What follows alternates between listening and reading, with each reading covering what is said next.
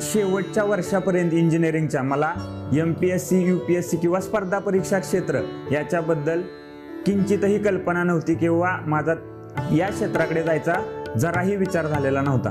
परंतु दुर्दैवानं काय झालं, इंजिनिअरिंगच्या शेवटच्या वर्षामध्ये असताना मी आणि माझे काही मित्र मैत्रिणी आम्ही फिरण्यासाठी गेलो असताना माझा एक मोठा ॲक्सिडेंट झाला। म्हणजे एका भरधाव टेम्पोनं आमच्या 2-3 गाड्या उडवल्या आणि त्या गाड्या उडवल्या त्यावेळी मी अक्षरशः ICU मध्ये म्हणजे ॲडमिट करावं लागलं होतं। एवढ्या प्रकारे जखमी झालो होतो, त्यामध्ये मला एका माझ्या जवळच्या व्यक्तीला देखील गमवावं लागलं आणि तो एक धक्का इतका मोठा होता की त्या ज्या संघर्षाच्या रात्री म्हणूया आपण, मी त्या बेडवर झोपलेलो असायचो तेव्हा मला विचारांनी नुसतं झपाटून टाकलेलं होतं की मला काय केलं पाहिजे। त्या त्रासातून बाहेर निघणं पण मला गरजेचं होतं। जर मी रडत बसलो असतो तर माझ्या आज हातात काही नसतं।